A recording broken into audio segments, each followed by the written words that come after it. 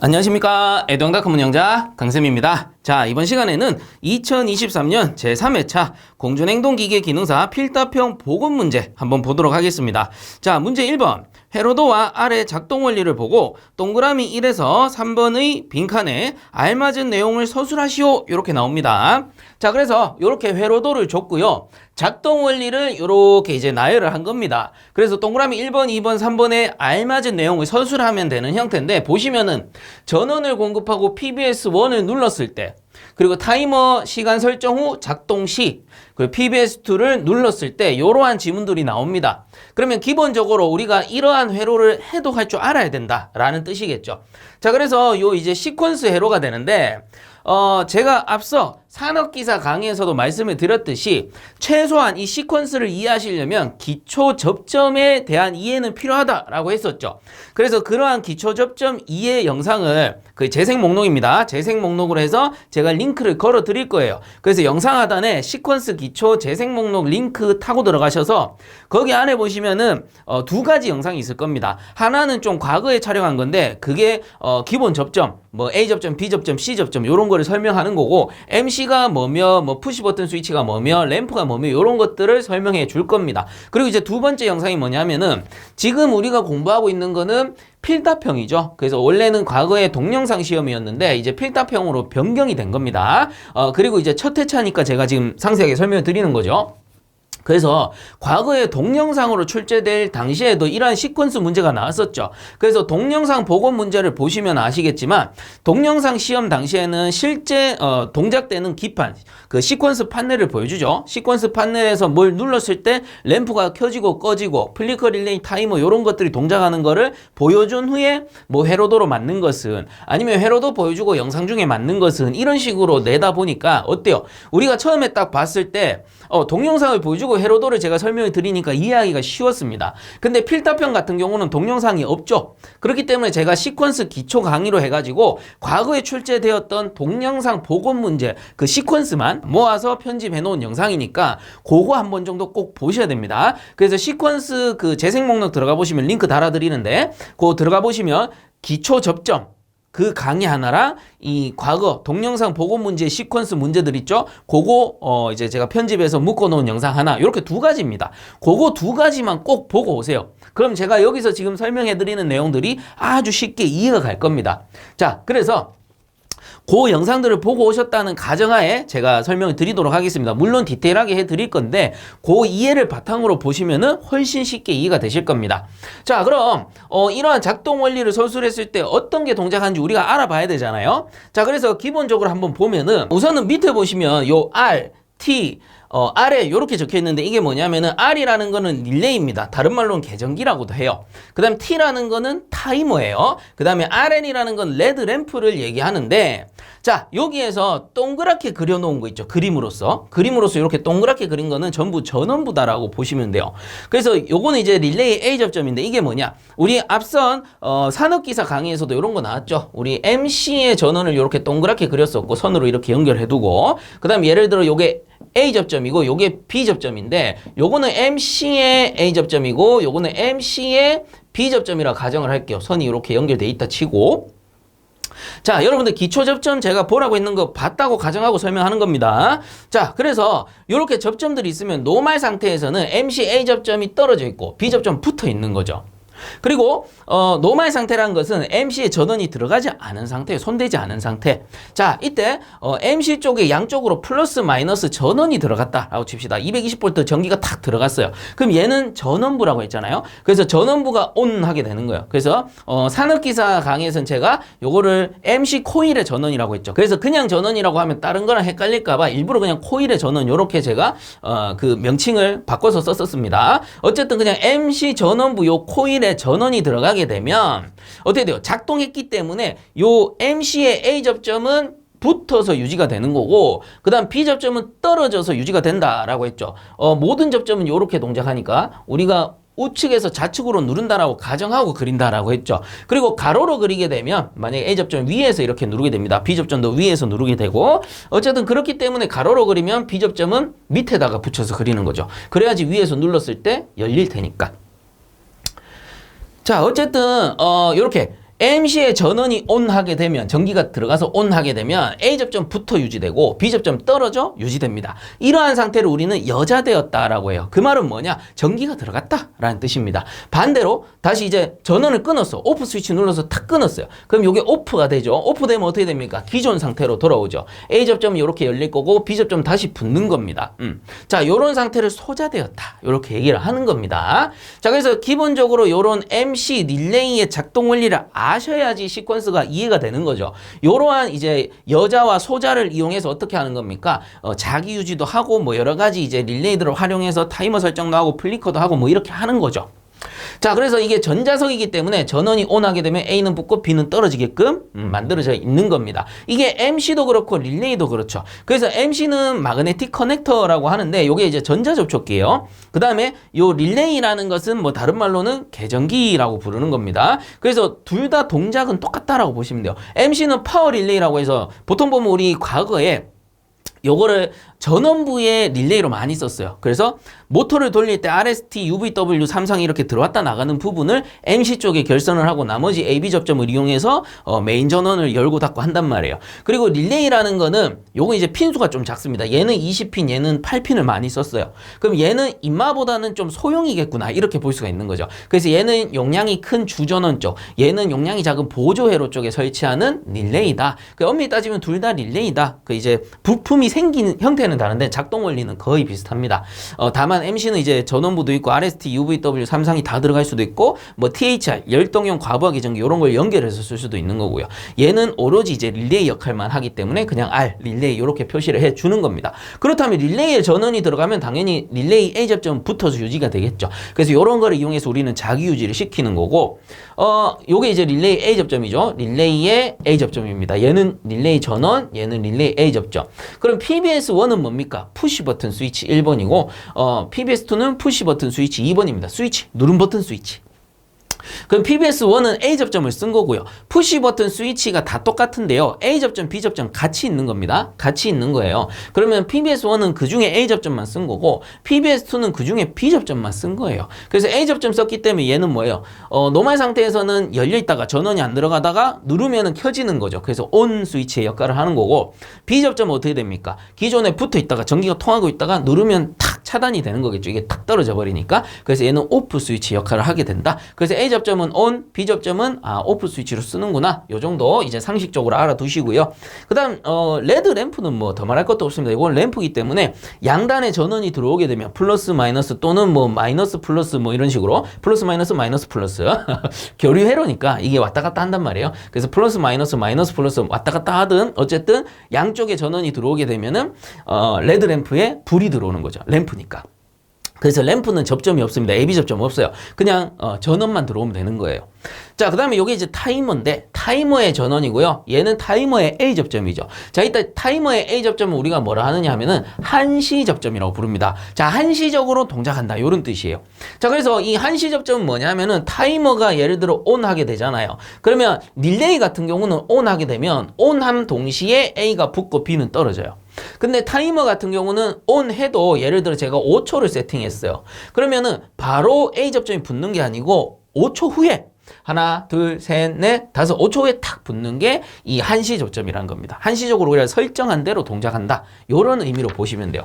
자, 그래서 보니까 우리가 접점 기호도 같이 공부를 한번 해본다면 보세요. 이렇게 해서 A 접점인데 짝대기를 그리면 어떻게 돼? 이게 스위치구나. 이렇게 볼 수 있는 거고 똑같은 A 접점인데 그냥 도체 바만 그렸잖아요. 그러면 이거는 그냥 릴레이 계전기 접점이구나. 그리고 또 여기 이렇게 A 접점 그려서 세모 그리면 어떻게 돼?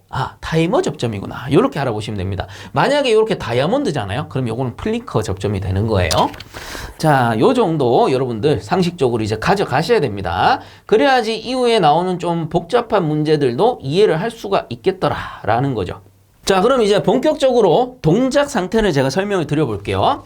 최초에 차단기를 올렸어요. 차단기를 올리는 게 뭐야? 전원을 공급하고 요 뜻입니다. 그럼 차단기를 올리게 되면 양단에 전원이 들어오는 거예요. 그럼 제가 편의상 아래쪽을 뭐라고 할까? 그 요거 아웃라인이라 합시다. 아웃라인 위쪽을 인라인이라고 합시다. 전원이 어차피 양쪽으로 들어오니까. 그럼 전원부 같은 경우는 아래쪽에 선으로 연결돼 있고 접점들이 없어요. 그렇기 때문에 아웃라인에는 전기가 바로 이렇게 들어오게 되는 겁니다. 그럼 이렇게 탁 끊어봤을 때 전원이 동작이 돼야 되는 거예요. 근데 위에 보니까 이제 위쪽에서 전원이 들어오게 되면은 I 동작하고 T가 동작하고 이 레드 램프가 동작을 하는 건데 위쪽 접점들이 어떻게 설치가 되어 있느냐에 따라서 전원을 공급했을 때 차단기를 올렸을 때 바로 동작되는 게 있고 안 되는 게 있다라는 겁니다. 자, 그래서 위쪽에 보니까 인라인 쪽에서 전원이 이렇게 공급된다 치면 다 A 접점이잖아요. 그럼 A 접점 뭐예요? 노멀 상태에서 오픈돼 있는 거, 떨어져 있는 거거든요. 그렇기 때문에 전원이 바로 들어가지 못해요, 밑으로. 그러니까 밑에 보니까 얘들이 동작을 해요, 못해요? 못한다라는 거지. 언제?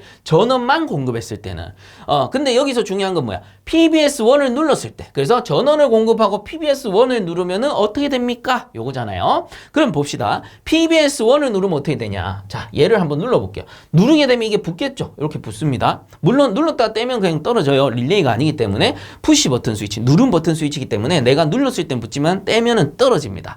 자, 어쨌든 이렇게 눌렀다 치면은 전원이 공급되고 얘는 비접점이기 때문에 바로 통합니다. 그 다음에 이렇게 전원들이 공급이 되겠죠. 그럼 보세요. 릴레이가 온하게 되고 릴레이 전원이 온하고 타이머 전원이 온합니다. 자, 이때 제가 임의로 타이머의 시간을 5초는 좀 짧은 것 같고 한 10초 합시다. 10초로 세팅을 했다 칩시다. 뭐 실제로는 몇 분 단위, 1시간 단위 뭐 이런 식으로 설정을 하겠지만 어쨌든 자, 릴레이 전원, 타이머 전원이 온 하게 되고요. 그러면 얘들과 관련된 접점을 보시면 돼요. 자, 그럼 릴레이에 관련된 릴레이 A 접점 어떻게 돼? 전원이 들어온과 동시에 요 A 접점이 이렇게 붙겠죠.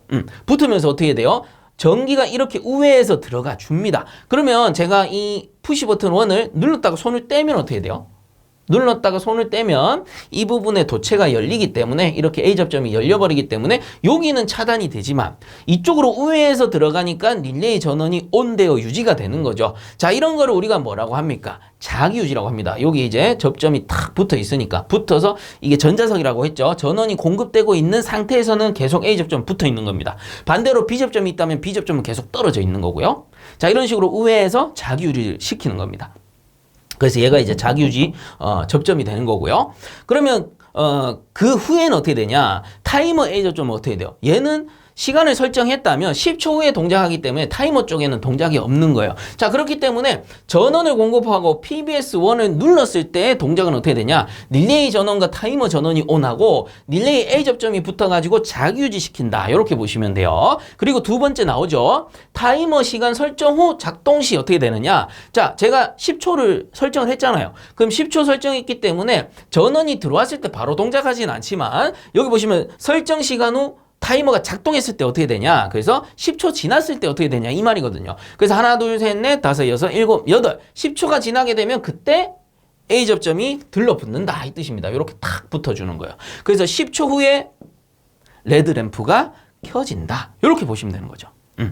자, 그래서 뭐 두 가지를 한 번에 정리하면은 전원을 공급하고 PBS1을 눌렀을 때는 릴레이 전원이 온하고 타이머 전원이 온하고 릴레이 A 접점이 붙으면서 자기유지 시켜준다. 이렇게 보시면 되고 그 다음 타이머 시간 설정 후 작동이 되면은 A 접점이 붙는 거죠. A 접점이 붙으면서 타이머 A 접점이 붙으면서 레드 램프가 온하게 된다. 이렇게 보시면 돼요. 자, 이제 최종 단계 PBS2를 눌렀을 때 어떻게 됩니까? 자, 요 상태 동작되고 있는 상태에서 PBS2를 탁 누르는 거예요. 자, 그럼 PBS2 B 접점이 뚝 떨어져 버리겠죠. 그럼 여기 전원이 탁 차단돼 버립니다. 그러면 릴레이 전원이 오프할 거고요. 그 다음 타이머 전원이 오프하겠죠. 그러면 기존에 있던 요 A 접점이 어떻게 돼요? 노멀 상태로 돌아옵니다. A 접점이 다시 열려버려요. 차단돼 버리는 거죠. 그 다음에 요 A 접점도 마찬가지 열려서 차단돼 버린다. 이렇게 보시면 돼요. 그럼 어떻게 돼? 레드 램프도 꺼져 버리겠죠. 그래서 처음 상태로 돌아가는 거예요. 처음 상태 아무것도 동작하지 않는 상태로 돌아가 버린다. 이렇게 보시면 됩니다. 자, 그래서 이러한 내용들을 정리를 하면 어떻게 되느냐? 자, 그래서 답을 작성하면 이런 식으로 정리를 할 수가 있는데요. 쭉 한번 봅시다. 전원을 공급하고 PBS1을 눌렀을 때, 자, PBS1 처음에 눌렀을 때입니다. 그럼 얘가 기존에 이렇게 붙어 있을 테니까 전원이 들어가면서 릴레이와 타이머 온 한다 했죠? 온 하게 되고 요 A 접점이 붙는다라고 했습니다. 그럼 전원이 공급되면서 어떻게 제가 손을 눌렀다 떼더라도 자기유지 된다라고 했어요. 그래서 릴레이와 타이머 전원 뭡니까? 요거 전원을 얘기하는 겁니다. 그래서 릴레이 R이라고 표시해주고 타이머 T라고 그냥 표시해주고요. 그럼 전원이 ON 하게 되고 ON 한 거죠. 그로 인해서 릴레이 A 접점, 요 A 접점이 붙는 겁니다. 부터 릴레이와 타이머 전원을 자기유지시킨다. 뭐 밑에 있는 거요. 요 두 개 전원을 자기유지시킨다. 요렇게 정리해 주시면 되고요. 그리고 요런 기호들 릴레이 R, 타이머 T, 그 다음에 뭐 릴레이 R, 타이머 T, 그리고 릴레이 A 접점 요런 거는 꼭 표시를 해서 써주시기 바랍니다. 그 다음 그 이후에 타이머 시간 설정 후 작동 시, 그래서 타이머 제가 ON되고 10초를 설정했다 치면 10초가 지나면 어떻게? 요 타이머 A 접점이 이렇게 들러붙는다라고 했죠. 그래서 전원이 공급되니까 레드램프는 ON 하게 됩니다. 자, 그렇기 때문에 타이머 A 접점이 붙어 아래를 점등시킨다. 요 레드램프를 얘기하는 거죠. 자, 그리고 여기서 뭐 붙는다 요렇게 돼 있는데 릴레이 보시면은 릴레이와 타이머 전원이 ON 하게 되고 릴레이 A 접점이 붙는다. 자, 이 말은 뭐예요? 릴레이가 여자되었다 이렇게 되는 거죠. 그래서 RA 접점이 여자되어 릴레이와 타이머 전원을 자기유지시킨다. 이렇게 작성하셔도 되는데 저는 좀 더 직관적으로 작성하는 게 여러분들 보기 편할 것 같아서 그냥 저는 접점이 붙어서 릴레이 타이머 자기유지시킨다 뭐 이런 식으로 정리한 겁니다. 이것도 마찬가지인 거고. 자, 그래서 타이머 A 접점이 붙어서 아래 레드램프를 점등시키게 되는 거고요. 그럼 최종 단계에서 PBS2를 누르면 어떻게 돼요? 요걸 딱 눌러버리면 떨어지면서 다 차단되는 거죠. 오프 A 접점 떨어지고 여기도 A 접점 떨어지고 오프 모든 전원이 차단되는 겁니다. 그래서 PBS2를 누르면 릴레이와 타이머 전원이 차단되고 자, 요거 두 개 차단되고 그로 인해서 RL이 소등하여 처음 상태로 되돌아가게 된다. 요렇게 정리해 주시면 됩니다. 자, 그래서 1번 문제 이렇게 정리하도록 하겠습니다. 자, 다음 2번 문제. 다음은 몰레르 선도이다. 아래에 표시된 선이 각각 무슨 선인지 쓰시오 라고 되어 있습니다. 자, 그래서 제 강의 들어보시고 필기 합격하신 분들이라면 이론 강의 한 번 정도 보셨다면 이 문제는 어때요? 맞추라고 주는 거구나 이렇게 느끼실 겁니다. 그래서 엄밀히 따지면 몰레르 선도의 종류는 좀 많이 있습니다. 근데 그 중에 대표적인 게 pH 선도이기 때문에 몰레르 선도 하면 pH 선도 이렇게 불리기도 하는 거죠. 자, 그래서 몰레르 선도 한번 그려본다면 이렇게 생겨가지고 pH 선도 이렇게 표시를 하는데 종축은 압력이고 이 횡축은 뭡니까? 엔탈피로 표시를 한다라는 거예요. 그래서 과거에는 엔탈피는 킬로칼로리 퍼 킬로그램이었는데 요즘엔 뭐 SI 단위니까 킬로줄 퍼 킬로그램 이렇게 보시면 되고 뭐 P 같은 경우 압력은 메가파스칼로 표시할 수도 있고 킬로그램 퍼 미터 자승 또는 뭐 센티미터 자승 이렇게 표시할 수도 있습니다. 그래서 요거는 선도에 따라 조금씩 다르게 표시가 될 거예요. 아, 그렇구나 하시면 되는 거예요. 자, 그 다음에 이렇게 딱 그렸을 때 이 꼭지점을 우리는 뭐라고 합니까? 인계점이라고 하죠. 그리고 인계점의 가장 큰 특징은 뭐 있습니까? 잡열이 0kcal per kg이다 이 뜻이죠. 또 SI 단위로 해도 똑같아요. 킬로줄 퍼 킬로그램이 되는 상태입니다. 자, 보세요. 0kcal per kg 4.18 곱해봐요. 0 나오잖아요. 그래서 둘 다 똑같은 겁니다. 단위만 바뀌었을 뿐. 자, 그래서 요 인계점은 잡열이 0인 상태인데 잡열이 0이라는 거는 뭐예요? 잡열이라는 거는 물에서 기체로 간다거나 아니면은 뭐 얼음이 물로 바뀐다거나 아니면 반대로 갈 수도 있죠. 기체에서 물, 물에서 얼음 이렇게 갈 수도 있는데 이 상태가 변할 때 발생하는 열량 또는 흡수하는 열량이에요. 그 상태를 변화시킬 때 필요로 하는 열량이기 때문에 이렇게 보시면 돼요. 우리 아스팔트에 뜨거운 아스팔트, 여름철에 뜨거운 아스팔트에 물을 팍 뿌리잖아요. 그러면 물을 뿌렸을 때 순간적으로 물이 기화해서 날아가고 그 기화된 증기가 어떻게 아스팔트에 있는 열을 훔치기 때문에 순간적으로 우리가 물을 뿌리면 시원하게 느끼잖아요. 자, 이때 중요한 거는 물을 뿌려서 아스팔트에 뿌려서 기체로 만드는 겁니다. 이때 물을 뿌렸을 때 539죠? 539 킬로칼로리 퍼 킬로그램이라고 치면은 100도씨 물의 증발 잡열이니까 이 말은 무슨 말이냐? 물 1kg이 아스팔트에서 순간적으로 539kcal의 열량을 훔쳐간다는 뜻이에요. 왜? 상태가 변할 때 모습이 바뀔 때는 수많은 에너지가 필요한데 그걸 어디서? 아스팔트에 열로서 훔친다라는 겁니다. 이러한 열이 흡수되어 버렸으니까 아스팔트가 시원해지는 거죠. 자, 이 말은 무슨 말이에요? 곧 상태 변화하려면 잡열이라는 게 필요하다라는 겁니다. 근데 인계점을 지나가 버리면 잡열이 0이기 때문에 인계점을 지나가 버리면 어떻게 돼요? 더 이상 상태 변화할 수 없다라는 거죠. 그래서 압력선을 이렇게 한번 작도를 해본다면 요 밑에 이제 상태점이 위치한다면 얘는 상변화할 수 있죠. 이쪽으로 가면 기체, 저쪽으로 가면 액체니까 가운데 있으면 습증기고, 그 다음 위로 갔어. 이 압력을 너무 올려가지고 위쪽으로 가버렸어. 그러면 인계점을 돌파해버리면 얘는 기체 상태면 계속 기체인 거고 액체 상태면 계속 액체인 거예요. 상태 변화가 이루어지지 않는다라고 보면 되죠. 잡열이 0이기 때문에. 그렇기 때문에 냉매의 특성 중에 이런 게 있었어요. 냉매의 특성은 가능한 한 인계점이 높을수록 좋다. 왜? 그게 활용 범위가 크니까. 상태 변화해야 우리가 냉동을 하잖아요. 냉동하는 게 뭔데요? 액체가 기체로 변할 때 증발 잡열을 이용을 한다던가, 드라이아이스 같은 경우는 승화 잡열이죠. 그래서 상태가 변할 때 열을 훔치는 거기 때문에 이 상태가 변할 수 있는 구간이 인계점 밑이다라고 보시면 되는 거죠. 자, 어쨌든 좀 옆으로 샜는데 하는 김에 쭉 하겠습니다. 인계점에 또 다른 특징이 있죠. 우측으로는 뭐예요? 건포화 증기선이 위치를 하는 거고, 그 다음에 좌측으로 뭡니까? 이 포화 액선이 위치를 하는 겁니다. 그래서 좌측으로 포화 액선, 우측으로 건포화 증기선이다. 쌤, 이거 포화 증기선 적어도 돼요? 맞습니다. 포화 증기선 쓰셔도 상관없어요. 자, 그 다음에 나머지 부분들 요 안쪽을 이제 구역으로 나눕니다. 우리 선을 배웠어요. 포화 액선, 건포화 증기선을 배웠어요. 그럼 구역으로 나누면 가운데 있는 게 습증기 구역이 되고요.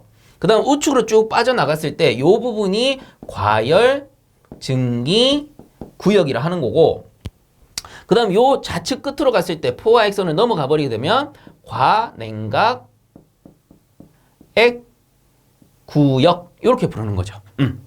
자, 그래서 얘들이 다 뭡니까? 어느 냉매 상태점을 찍었어요. 그러니까 냉동 장치겠죠. 그 상태가 여기에 위치한다면 상태점이, 그 냉매 상태는 습증기인 상태입니다. 자, 거기서 이제 열을 줘서 엔탈피를 올려요. 그러면 열 에너지 주니까 이쪽으로 이동을 하겠죠. 그러다가 이쪽으로 이동을 하다가 이 건포화 증기선에 걸렸어. 그럼 이 습증기가 뭘로 변하는 거예요?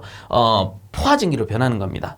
그 다음에 지나가 버렸어요. 열을 더 줘가지고 온도를 더 높인 거죠. 그래서 요 구역에 들어가면 어떻게 돼? 과열 증기가 되는 거예요. 그 다음 반대로 이제 열을 흡수시켜서 빼앗았어. 그럼 이 좌측으로 이동을 합니다. 좌측으로 이동을 하다가 포화 액선에 걸리면 얘는 액이 돼버리는 거죠. 포화 액이 되는 거고, 그럼 넘어가 버리게 되면 온도가 더 식어버릴 테니까 과냉각 액이 된다라는 겁니다. 자, 그래서 조금 더 정리를 해드리자면, 자, 보시면 여기서부터 여기 나가는 요런 구역들 있잖아요. 요런 구역들은 현열 구간이고요. 엄밀히 따지면. 그럼 요 안쪽은 뭐냐면 잡열 구간입니다.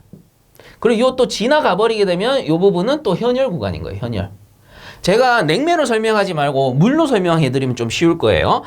그냥 단순하게 설명해 드립니다. 여러분들 이해를 돕기 위해서. 자, 요 이제 포화선이, 요거 포화선이라고 해볼게요. 그럼 잡열 구간이니까 요 부분이 100도씨, 요 부분이 100도씨다. 요렇게 보시면 돼요. 그럼 보세요. 100도씨까지는 뭐예요? 물이었다가 요쪽 이제 100도씨 지나가니까 증기가 되는 거다. 이렇게 보시면 돼. 그럼 요게 뭐냐면은 액이겠죠.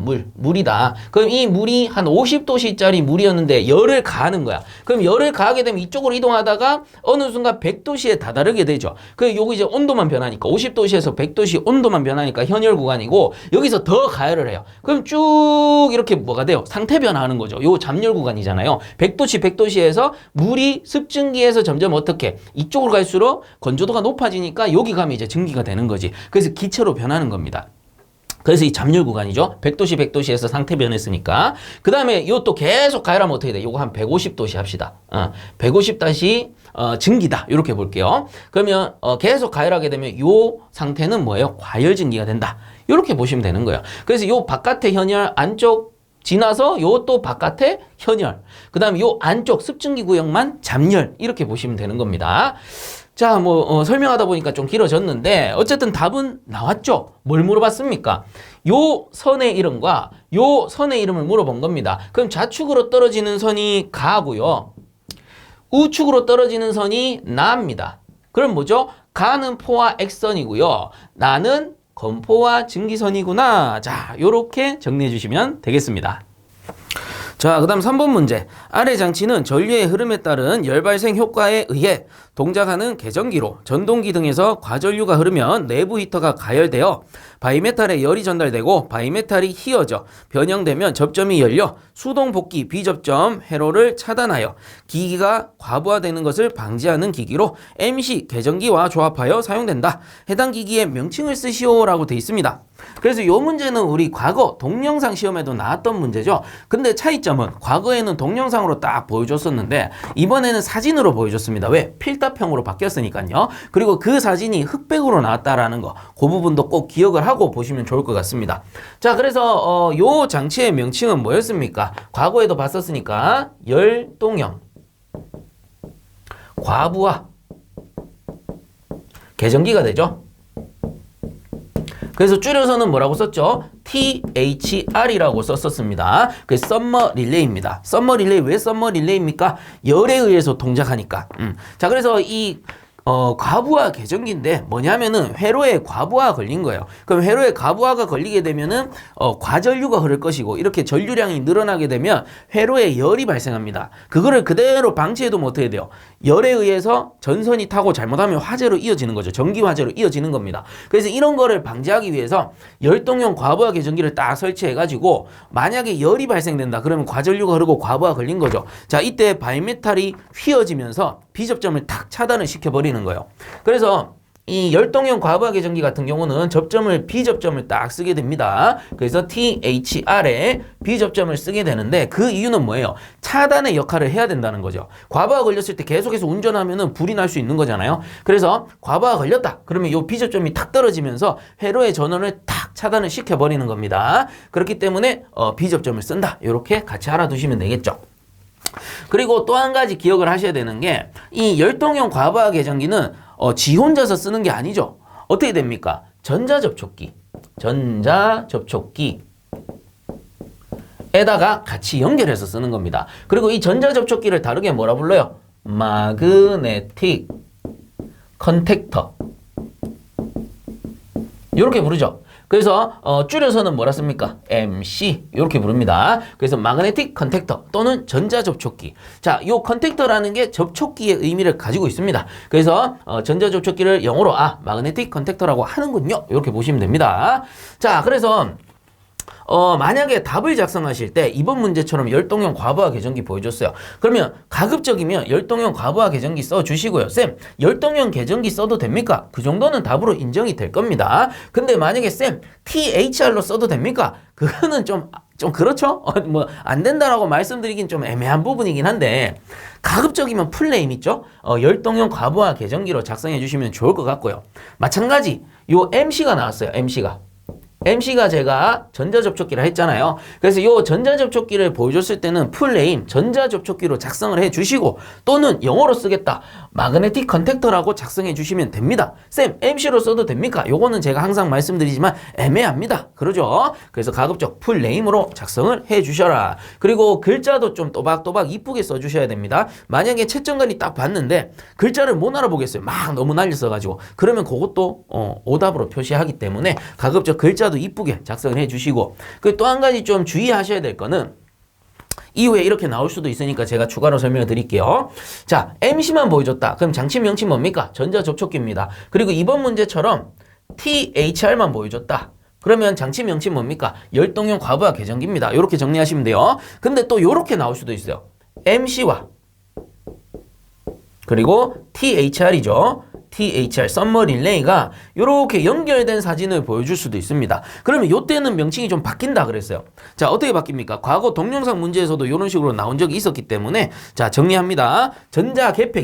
전자개폐기로 명칭이 바뀔 수 있다라는 겁니다. 자, 그래서 그 왜 그러냐? MC가 접촉기고 THR이 과부하 계전기다 보니까 접촉기 역할도 하면서 차단의 역할도 같이 할 수 있는 거죠. 그렇기 때문에 전자개폐기로 명칭이 딱 바뀌게 되고요. 만약에 다시 한번 정리하면 전자접촉기만 나왔다. 그럼 전자접촉기. 열동형 과부하 계전기만 나왔다. 그럼 열동형 과부하 계전기. 만약에 두 개 합쳐졌다. 전자개폐기. 요렇게 정리해 주셔야 된다라는 겁니다.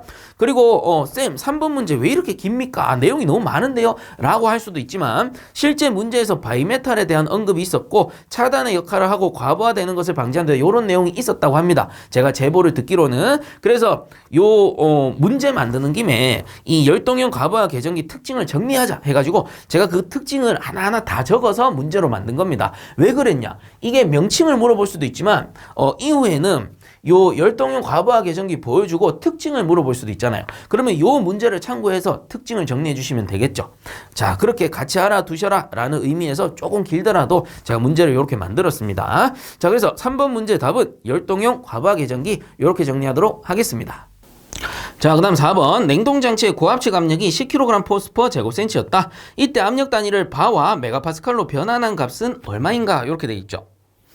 자, 그래서 이러한 단위 변환, 환산하는 문제 같은 경우는 풀려면 어떻게 해야 돼요? 표준 대기압을 알고 계셔야 됩니다. 그래서 표준 대기압을 좀 정리를 해본다면 1atm은 1.033이 kg/제곱센치와 같고요.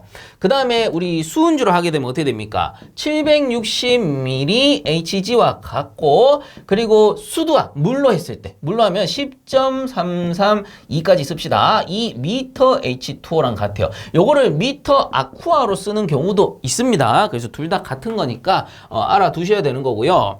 자, 그리고 이번에 구하고자 하는 바가 이제 나옵니다. 바가 1.01325 바와 같습니다. 자, 그리고 또 한 가지가 뭐냐면은 1013.25 미리바예요. 미리바. 이렇게 미터바 아닙니다. 미리바입니다. 미리가 뭔데? 1000이잖아요. 그래서 여기에다가 1000을 곱해서 미리바로 나타내는 겁니다. 쓰는 건 그냥 이렇게 쓰는 거예요. 자, 그리고 또 한 가지 나오는 게 파스칼입니다. 101325 파스칼.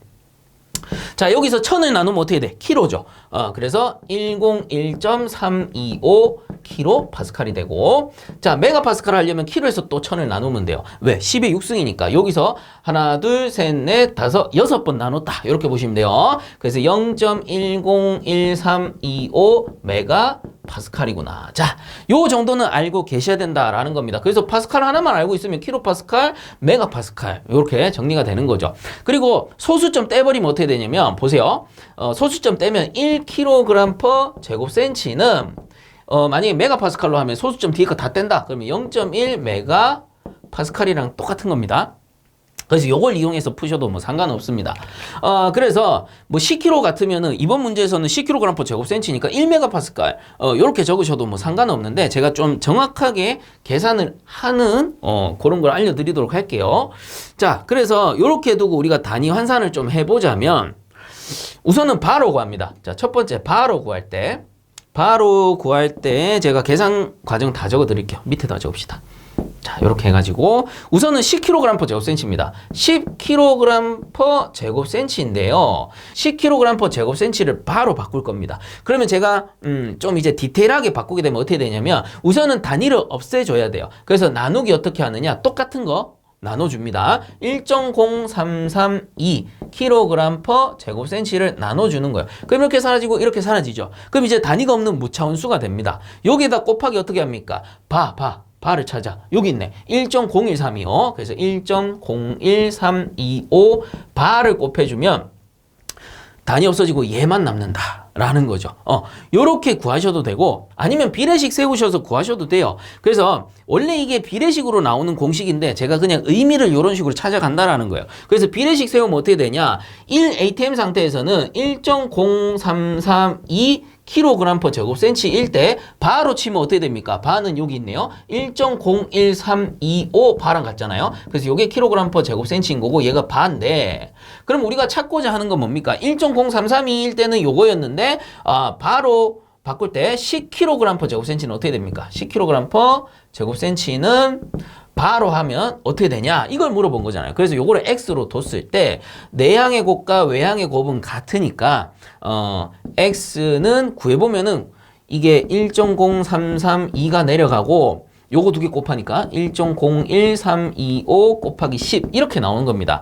요 공식 이렇게 쓰는 거 같은 거죠. 순서만 바뀐 겁니다. 그래서 비례식 세워서 푸셔도 되는데 이거 시간이 오래 걸리잖아요. 시간도 오래 걸리고 좀 이제 하다 보면은 좀 번거롭고 그렇다 보니까 어떻게 합니까? 같은 단위 나누고 이제 내가 쓰고 싶은 단위 곱한다. 이런 개념으로 접근한다라는 겁니다. 그래서 이렇게 구해보게 되면 9.806 이렇게 나올 겁니다. 그래서 이거 셋째 자리에서 반올림을 하게 되면 땡땡 해가지고 9.81 바가 되겠네요.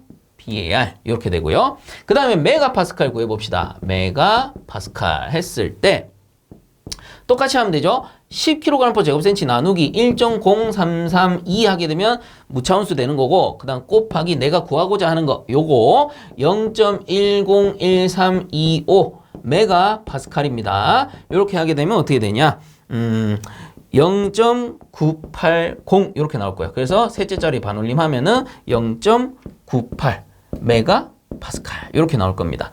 예를 들어 소수 첫째에서 반올림해서 정수로 표시하시오 이런 지문이 있었다면 이 소수 첫째 자리에서 반올림하게 되면 어떻게 되냐 10바가 되는 거고요. 그 다음에 마찬가지 요 소수 첫째 자리에서 반올림하게 되면 1메가 파스칼 이렇게 나오기도 할 겁니다. 자 그래서 바는 똑같네요. 그렇지 뭐 크게 차이가 안 나니까 1.033이나 1.01325나 소수점으로 따지면 얼마 차이 안 나는 거죠. 그래서 정수로 표시하면 이렇게 나온다라는 거예요.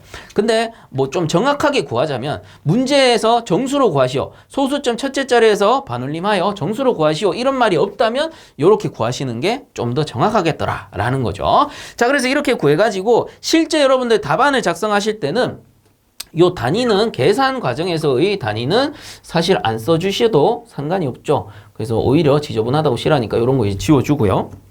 그래서 요거를 이제 계산 과정에 쓰시고 답란에다가 어떻게 해요? 요거를 한 번 더 씁니다. 정확하게 단위까지 적어서. 그 다음에 메가파스칼도 요거 이제 계산 과정에 다 한 번 써주시고 그 다음에 요거 한 번 더 답란에다가 단위까지 정확하게 작성을 해주시면 되겠더라라는 거죠. 자, 그래서 4번 문제 1번은 답이 어떻게 돼요? 9.81 바가 되고요. 그 다음 2번은 0.98 메가파스칼이 되겠습니다. 자, 그 다음 5번 문제. 아래 그림의 조건을 이용하여 송풍량 미터 삼승 per hour를 구하시오. 단 공기 비열은 1.01kJ/kg 도시. 공기의 비중량은 1.2kg/m 미터 삼승이다. 이렇게 돼 있네요. 자, 그래서 비열이 공기 비열을 줬어요. 비열이 1.01kJ/kg의 도시라고 줬고요. 그 다음에 비중량이라고 했으니까 뭐 감마 또는 R 이렇게 적겠습니다. 그래서 1.2kg/m의 삼승으로 줬다라는 겁니다. 자 그렇다면 이제 나머지 조건들을 한번 살펴보면 되죠. 그래서 실내 보고 여기 밖에 보니까 우선은 송풍기가 있네요. 송풍기에서 이제 송풍에서 넣는 건데 외부 온도가 25도씨인가 봐요. 그 다음 송풍기를 지나가니까 10도씨로 바뀌었어. 공기조화기겠죠. 엄밀히 따지면 공기조화기에 있는 송풍기일 겁니다. 그래서 좋아해서 이렇게 풍량을 넣어주는데 자 실내 현열부하와 잠열부하를 줬어요. 그럼 현열부하가 80kW, 잠열부하가 15kW다. 이렇게 준 거죠. 자 그럼 조건을 보니까 온도차 있으니까 델타 T 나오겠네. 그 다음 부하 줬죠. 요거 Q 나오겠네. 그리고 C 줬잖아요. 그러면 공식 벌써 나왔어. 자 Q 열량은 G, C 델타 T 공식으로 풀면 된다라는 소리예요. 근데 여기서 구하고자 하는 건 뭡니까? 송풍량을 구하고 싶은 거예요. 자, 만약에 G로 쓰게 되면 이건 뭡니까? kg/h. 그 다음 비열이 kJ/kg의 도시가 되고 얘는 도시가 되는데 그냥 G라고만 적으면 얘는 물론 풍량이 될 수도 있습니다. 풍량이 될 수도 있는데 보통 보면 유량이죠. 그래서 냉매의 양이거나 보일러 같은 경우는 급수량 아니면 증기량 이런 게 될 수도 있는 겁니다. 자, 어쨌든 요거 단위 환산해 보면 이렇게 해가지고 열량의 단위는 kJ/h가 나오는데 우리가 구하고자 하는 풍량의 단위는 뭡니까? 스몰 q라고 하고 풍량의 단위를 미터 삼승 per hour로 구하고 싶은 거잖아요. 그러면 얘를 좀 바꿔줄 필요가 있다라는 겁니다. 자, G 대신에 뭘로 바꿉니까? 이렇게 바꿔야 됩니다. Q는 이렇게 바꾸시면 되죠. 스몰 q 곱하기 1.2 하면 되는 겁니다. 요 G가 이렇게 바뀌는 거죠. 그러면 얘가 뭐예요? 미터 삼승 per hour가 되고 1시간당 풍량 최적으로 나타내죠. 기체이기 때문에. 그 다음에 1.2란 거 여기 있잖아요. 비중량, 공기 비중량 kg/m의 삼승 자, 이렇게 됩니다. 그러면 미터 삼승 지워지고 킬로그램 per hour 뭐예요? G의 단위와 같다라는 거죠. 그래서 얘나 같은가요? 얘나 스몰 q 곱하기 1.2가 같은 값이다. 이렇게 보시면 되고, 자, 거기에 곱하기 C를 할 건데 이거 공기의 비율 얼마? 1.01이죠. 그래서 1.01 킬로 단위는 밑에 쓰도록 합시다. 조금 있다가. 그래서 요게 킬로줄 per 킬로그램의 도시가 될 텐데, 쌤 이거 이 공기 비열 아니고 만약에 물의 비열 주면 어떡합니까? 물의 비열 줄 일이 없죠. 왜? 송풍량이잖아요. 송풍량. 송풍량이기 때문에 급수량이 아니에요. 송풍량이기 때문에 자연스럽게 이건 1.01 들어가는 게 맞죠. 쌤 이거 바뀌면 어떡해요? 실어 써야 되는 거 아닙니까? 아니라는 거예요. 송풍량 구하려면 이제 공기 양이기 때문에 공기 비율 들어간 게 맞잖아요. 물이 아니고 공기입니다. 그래서 자연스럽게 이건 1.01로 그냥 알아두시면 돼요. 그 다음 곱하기 델타 T가 되는 거예요. 온도차. 그럼 뭐 환산 한번 해보면 도시 사라지고 킬로그램 사라지고 미터 삼승 사라지고 킬로줄 per hour라는 열량의 단위가 나온다라는 거죠. 그래서 이 공식으로 풀어주시면 됩니다. 자, 그래서 한번 풀어봅시다. 자, 공식 정리 다 했죠? 그래서 요게 열량이 킬로줄 per hour가 나와야 돼요. 요거는 일단은 기억을 해 주세요. 그리고 얘는 미터 삼승 per hour가 나올 거고, 얘는 킬로그램 per 미터의 삼승, 얘는 킬로줄 per 킬로그램의 도시, 얘는 도시가 됩니다. 요런 식으로 단위로 환산할 수가 있다라는 거죠. 그럼 우리가 구하고자 하는 건 뭡니까? 요 풍량을 구하고 싶다라는 거지. 자, 그래서 스몰 q는 어떻게 됩니까? 공식 정리 한번 해보면 얘들이 다 내려갈 테니까 1.2 곱하기 1.01 곱하기 델타 t 분의 q 이렇게 들어가면 되는 겁니다. 그럼 바로 넣으면 되겠네. 델타 t는 어떻게 됩니까? 들어오는 거, 그 다음에 불어 넣어주는 거. 그래서 외기 내기가 되겠네. 그래서 이 높은 거에서 낮은 거 빼시면 됩니다. 그래서 25 빼기 10도씨 이렇게 들어갈 거고요. 문제는 이제 q가 문제구만. q. 자, q는 쌤 현열 써야 돼요? 잡열 써야 돼요? 아니면 현열부와 잡열부와 더해서 써야 돼요? 자, 이 문제에서는 현열 부하를 쓰셔야 됩니다. 왜? 공식 못 썼어요. Q는 GC 델타 T라는 현열 공식을 썼잖아요. 조건이 다 뭡니까? 현열 공식을 써라라는 조건이에요. 거기에 잡열 넣으면 돼, 안 돼? 안 되죠. 자, 보세요. Q는 GC 델타 T 현열 공식이죠. Q는 GR 이거 잡열 공식입니다. 만약에 증발 잡열 줬어. 그럼 얘로 구해라 라는 뜻이고, 이 현열 공식에 그 필요한 비열을 줬어. 그러면 현열 공식으로 구해라 이 뜻이에요. 그리고 웬만한 송풍량 공식은 대부분 현열로 구하게끔 줍니다. 그래서 통상적으로 현열로 구한다 이렇게 알아두시면 되고요. 물론 이렇게 정확하게 현열 공식으로 줬을 때, 근데 이제 기사 문제로 넘어가면 애매한 경우가 있어요. 그 이제 전열 구할 수 있는 절대 습도를 준다거나 아니면 엔탈피를 준다거나 이런 경우에는 전열량으로 구하는 경우도 없지 않아 있긴 한데, 통상적으로는 송풍량은 현열량으로 구하게끔 주게 돼 있습니다. 뭐 어쨌든 이번 문제는 정확하게 현열량으로 구해라 라는 의미죠. 자, 그래서 Q는 현열 부하입니다. 그래서 80kW입니다 하면 안 되지. 이렇게 하면 단위 환산이 안 되잖아요. 우리가 구하는 단위 Q가 뭔데요? 킬로줄 per hour잖아. 그래서 자, 보세요. 1kW는 뭐랑 같아요? 1kJ per sec랑 같죠? 그럼 이거를 1kJ per hour로 바꾸려면 어떻게 해야 돼? 자, 그래서 1kJ per sec를 킬로줄 per hour로 바꿔야 됩니다. 요걸로 바꿔야 되는 거예요. 그래서 곱하기 세크 없애려면 세크 아워 이렇게 넣어주면 되죠. 그럼 이렇게 사라지니까. 그러면 1시간은 몇 초입니까? 3600초예요. 그 위에 들어갔으니 곱해주는 거지. 분자면 곱해주는 거예요. 만약에 분모에 세크 per hour 해가지고 요게 3600이면 나눠줘야 되는 거고. 근데 어쨌든 단위 환산해보니까 곱해줘야 되네. 자, 이 말은 뭡니까? 킬로줄 per sec에다가 3600 곱하면은 뭘로 바뀐다? 킬로줄 per hour잖아요. 그 말은 1kW에다가 3600 곱하면은 얘가 얘니까 킬로줄 per hour 되는 거죠. 그래서 얘가 킬로와트인데 곱하기 3600 하면 뭐가 된다고요? 킬로줄 per hour 된다고요. 그래서 SI 단위 제 계산 문제 보시라 했습니다. 그래서 곱하기 3600 하면은 단위가 뭐가 됩니까? 킬로와트에 3600 하면 킬로줄 per hour입니다. 자, 그래서 단위 환산 해볼까요? 얘가 킬로줄 per hour가 될 거고, 요 놈이 미터 아니죠. 킬로그램 per 미터의 삼승이 될 거고, 비열 킬로줄 per 킬로그램의 도시가 될 거고, 도시가 됩니다. 그래서 없앨 수 있는 거 도시 사라지고, 킬로그램 사라지고, 킬로줄 사라지고, 미터 삼승은 역수치에 올라가고 아워는 역수치에 내려오니까 최종 단위는 미터 삼승 per hour가 나온다 라는 뜻이에요. 자, 그래서 이제는 뭐 딴 거 없습니다. 여러분들 계산기만 잘 눌러주시면 됩니다. 그래서 계산기로 계산을 한번 해보면 이게 얼마가 나오느냐, 이게 15841.584가 나올 겁니다.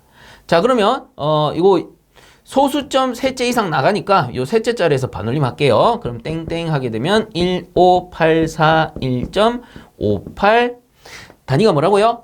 우리가 풍량이니까 미터 삼승 퍼 아워 환산해봤죠 방금. 그래서 미터 삼승 퍼 아워가 나오게 된다라는 거예요. 그래서 다시 한번 15841.58 오케이 맞네요.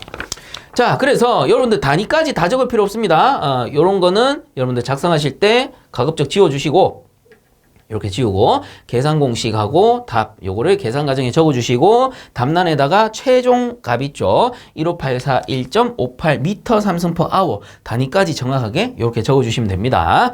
자, 5번 문제도 이렇게 정리하도록 하겠습니다. 저는 6번 문제 강관, 동경관을 직선 이음할 때 사용되는 부속의 명칭을 두 가지 쓰시오.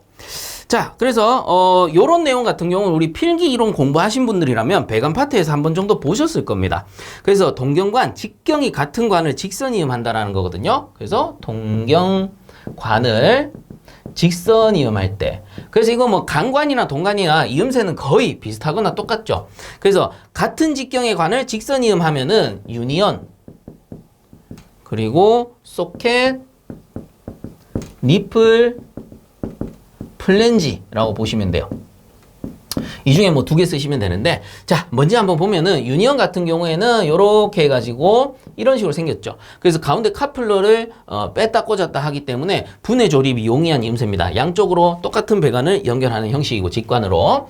자, 그다음에 소켓 같은 경우에는 이렇게 생겨가지고 요 소켓 자체는 앞나사로 되어 있죠. 그래서 배관에다가 나사를 내서 이렇게 꽂는 형태. 양쪽이 이제 직경이 같을 때 소켓이라 하고요. 그다음 니플 같은 경우에는 반대로 소켓과 반대로 이렇게 순나사가 나 있는 형태예요. 그럼 얘를 이제 다른 이음새, 소켓이라던가 뭐 엘보, T 이런 데다가 연결할 수가 있겠죠.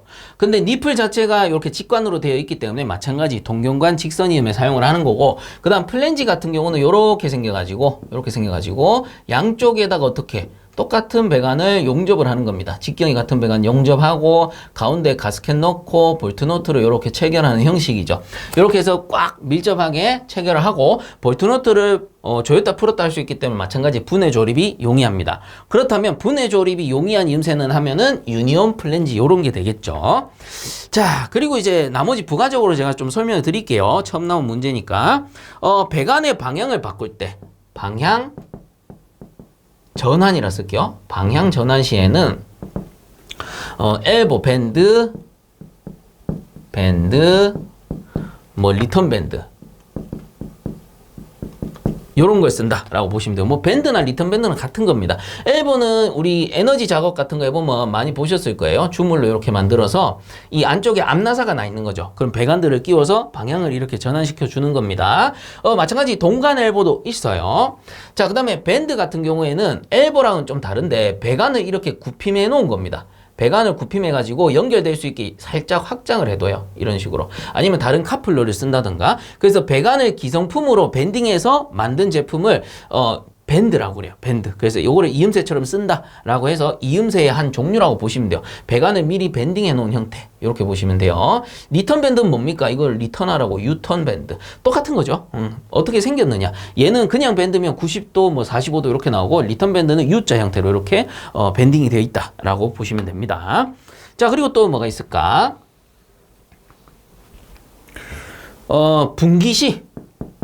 분기 시 사용하는 이음새가 또 있습니다. T, 그리고 Y, 그리고 크로스. 요런 것들이 있어요. T는 어떻게 생겼냐? 이렇게 T 모양으로 생겼죠. 뭐 T 모양을 그려드릴까요? 자, 이렇게 생겼다라고 보시면 되고, Y는 Y 모양으로 생겼습니다. 자, 이런 식으로. 자, 그 다음에 크로스 같은 경우는 십자가죠, 십자가. 요렇게 생겼어요. 그래서 유체가 들어오면 이런 식으로 분기되어 나가고, 이것도 마찬가지 이렇게 해서 분기되어 나갈 수도 있고, Y는 뭐 또 합류로 쓸 수도 있습니다. 이렇게. 그 다음 크로스도 마찬가지 이렇게 들어오면 분기되어서 이렇게 나간다라고 볼 수 있죠. 그래서 분기시에 쓰는 거 T, Y, 크로스 이런 것들이 있구나. 자, 그 다음에 또 뭐가 있냐? 여기는 동경관이 있었다면 이번에는 이경관이 있습니다. 이경관. 그래서 경이 다르다 이 뜻이에요. 직경이 다르다. 그래서 이경 소켓이나 요 이경 서킷을 다른 말로 레듀셔라고 불러요. 레듀셔 뭐 또는 레듀샤 이렇게 불러요. 그 다음에 이경 엘보 엘보. 엘보 있으니까 또 T도 있겠죠. 이경 T도 있고 그 다음에 부싱 이런 것들이 있습니다. 그래서 이경 소켓은 소켓인데 경이 이렇게 달라요. 양쪽의 경이 이렇게 달라. 그럼 작은 배관 꽂고 큰 배관 꽂고 그 다음에 요거 이제 레드셔라고도 하고요. 그 다음에 이경 엘보 같은 경우에는 이제 요것도 마찬가지. 요쪽에는 좀 큰 배관 들어갔다가 꺾이면서 좀 작은 배관 요렇게. 그래서 큰 배관 작은 배관 이경 엘보고요. 그럼 T도 마찬가지. 여기는 큰 거고 가운데 좀 작은 거 요렇게 연결해서 큰 거 작은 거 뭐 이렇게 연결을 합니다. 요런 게 이경 엘보 이경 T고 그 다음 부싱이란 것도 있죠. 부싱은 요렇게 생겨서 이렇게 생겨가지고 여기 구멍이 있고요. 요게 순나사입니다. 그럼 순나사 쪽에는 큰 이음새를 연결하고요. 그럼 작은 나사 쪽에는 작은 관을 이렇게 연결해줘요. 그래서 이쪽에 뭐 소켓 연결하고 배관을 이렇게 연결해 줄 수 있는 형태겠죠. 그래서 요게 이제 부싱입니다. 부싱도 마찬가지 이경관에 사용을 한다. 이렇게 알아두셔야 되고요. 자, 그 다음에 마지막으로 이제 관 끝을 막을 때 쓰는 거. 막을 때 쓰는 거는 두 개밖에 없어요. 플러그와 캡. 플러그, 캡이 있습니다. 자, 차이점 뭐냐면 플러그 같은 경우에는 이렇게 해서 아까 전에 우리 부싱 봤죠? 부싱처럼 생겼어요. 여기 순 나사로 돼 있고 대신에 여기 구멍이 있는 게 아니고요. 여기에 너트가 있습니다. 너트. 그럼 어떻게 돼? 이쪽에 이음새를 딱 설치하고 배관을 끼웠어요. 그리고 이거를 꽉 조이게 되면은 이 너트를 꽉 조이게 되면 이게 밀착되면서 막아버립니다. 그래서 순나사로 된 막힘 이음새 이렇게 보시면 되고 캡은 반대예요. 이 배관이 이렇게 있을 때 캡은 바깥쪽에 이렇게 씌웁니다. 씌워가지고 이게 앞나사거든요. 이렇게 앞나사예요. 그럼 요걸 조이게 되면은 어떻게 되냐? 배관이 막혀요. 그래서 캡은 앞나사로 되어 있고 플러그는 순나사로 되어 있구나. 이렇게 보시면 되는 겁니다. 자, 어쨌든 이음새에 대해서 좀 정리를 해봤고요. 첫 시간이니까 이렇게 좀 길지만 디테일하게 정리를 해드립니다. 이후에는 우리가 아는 문제 나오면 제가 빠르게 대응을 하도록 할게요. 자, 그래서 동경관이고 직선관 이음시 쓰는 것은 했기 때문에 유니언, 소켓, 리플, 플랜지 중에 여러분들이 두 가지 작성해 주시면 되겠습니다. 그리고 스템, 이거 유니언 말고 유니온 적어도 돼요? 상관없습니다. 영어 발음이기 때문에 상관없어요. 자, 그래서 6번 문제는 이렇게 정리하도록 하겠습니다. 자, 다음 7번 문제. 아래 장치의 명칭과 설치 목적을 쓰시오 라고 되어 있습니다. 그래서 이것도 마찬가지 흑백 사진으로 나왔고요. 우리 동영상에서도 나온 문제 중 하나였죠. 자, 그래서 정리를 좀 해보면 우선은 명칭 같은 경우는 필터 드라이어입니다. 쌤, 이거 밀폐식입니까? 개방식입니까? 이렇게 여쭤보시던데 정확하게 보이지 않는다면 그냥 필터 드라이어라고 쓰시는 게 점수를 받기는 훨씬 더 나으실 겁니다. 그래서 정확하게 가급적 틀리지 말고 좀 애매하게 맞추자라는 거죠. 그래야 점수를 받으니까. 그래서 정확하게 판단이 안 된다. 사진으로 드라이어인 건 알겠는데 그러면 그냥 필터 드라이어 이렇게 써주시면 되는 거예요. 자, 어쨌든 간에 필터 드라이어 이 설치 목적을 물어봤기 때문에 한번 정리해보면 자, 요 압축기가 있고요. 그 다음에 응축기가 있습니다. 자, 이렇게 있고 그 다음에 수액기라는 게 있죠. 자, 이런 식으로 수액기가 있고 그 다음 수액기 배관을 이렇게 해가지고 이런 식으로 해서 이쪽에 팽창 밸브 쪽에다가 연결을 할 겁니다. 자, 이때 요게 압축기고 요게 응축기. 응축기 조금 이제 신경 써서 그러면 이렇게 해가지고 팬이 이렇게 붙어 있겠죠. 얘는 수액기. 얘는 팽창 밸브. 자, 이때 쌤 드라이어는 어디 있습니까? 여기 있습니다. 여기 있고 자, 내부 구조는 안쪽에 이렇게 필터 망이 있고요. 그 다음에 이쪽 안에 흡습제라 하죠. 물을 흡수할 수 있는 그러한 물질들, 대표적인 게 뭐 실리카겔 이런 것들이 있을 겁니다. 자, 그래서 압축기 쪽에서 압축을 하게 되면 이렇게 토출되는 가스는 고온, 고압의 기체 냉매가 될 겁니다. 그러면 응축을 했으니까 응축하고 나올 때는 뭐가 되는 거예요? 아직까지 고온, 고압이죠. 이론상 고온, 고압의 액체 냉매가 될 겁니다. 응축을 했으니까 기체가 액체가 되는 거죠. 자, 이때 효율이 100%라면 딱 액체만 나오면 참 좋겠는데 효율이 100%인 기간은 없다라고 했잖아요. 그렇다 보니까 일부 기체가 섞여 나올 수 있죠. 냉매가 이제 팽창 밸브 쪽으로 가기 전에 미리 증발해버린 가스, 그런 걸 플래시 가스라고 하죠. 그러한 기체 또는 불응축 가스도 있죠. 불응축 가스. 요런 것들, 이러한 기체들이 섞여 있을 수 있다라는 거죠. 그러면 이 기체들이 순환하면서 팽창 밸브 쪽으로 들어가면 어쨌든 간에 효과가 떨어지니까, 냉동 효과가 떨어지니까 어떻게 합니까? 수액기를 딱 설치해가지고 요 액은 하부에 고일 것이고 기체 같은 경우는 상부에 이렇게 체류할 테니 이때 긴 배관을 연결하면 이렇게 액만 빨려서 보내줄 수 있다라는 거죠. 그래서 수액기는 요 액을 모아서 보내어주는 장치고요. 그리고 또 다른 역할도 있죠. 위에 불응축가스가 모이면 이 불응축가스를 빼주는 에어퍼즈의 역할도 할 수 있다라는 겁니다. 어쨌든 수액기 역할도 같이 알아둡시다. 자, 그 다음에 이 필터 드라이어라는 게 있어요. 필터 드라이어. 쌤, 필터니까 이물질 제거 아닙니까? 하는데 그건 좀 애매하죠. 실제 이제 주 역할이 따로 있기 때문에 필터 드라이어 역할은 뭡니까? H2O를 제거하는 겁니다. H2O 수분이죠, 수분. 그래서 왜 제거합니까? 프레온 냉매 같은 경우는 요 수분이 함유되면 이 프레온이랑 반응을 하죠. 그래서 산을 발생시킵니다. 그럼 이 산은 어떻게 돼요? 이 동배관을 침식시키죠. 그래서 막 깎아버립니다. 그래서 동가루가 돌아다니면서 압축기에 막 들러붙는 거예요. 그런 거를 이제 동부착이라 하고 뭐 다른 말로 커퍼 플레이팅 이렇게 얘기하는데, 그렇게 되면 압축기가 빨리 고장나버리고 냉동장치가 서버리는 거죠. 그리고 또 이제 수분이 돌아다니면서 팽창 밸브 내부로 들어가서 기본적으로 프레온 냉동장치는 아무리 높아도 마이너스 5도씨 이하예요. 이거보다 기본적으로 더 떨어지겠죠. 근데 이 물이, 수분이 들어가 버리게 되면 영하의 온도에서 이 좁은 구멍을 동결 폐쇄시켜 버리죠. 그래서 동결 폐쇄.